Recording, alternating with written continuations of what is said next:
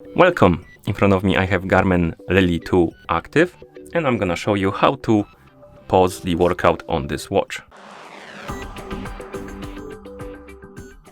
So let me quickly start the workout. Let's select walk and start it. Okay, and let's say you have the workout already going and you want to pause it for a while because, I don't know, you want to do something else in the meantime. To pause the workout, you can press the upper button and the workout will be paused. If you don't want to stop the workout completely, don't tap on any of these icons, just ignore them, and at the moment the workout is paused. And if you want to unpause it, you simply press the upper button again and the workout should be unpaused. And let's see,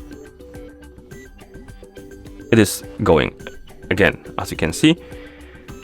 So basically, to pause it and unpause it, you just press the upper button. That's paused and that's unpaused.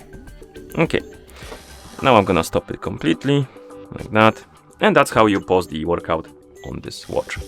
Thank you for watching. If you found this video helpful, please consider subscribing to our channel and leaving a like on the video.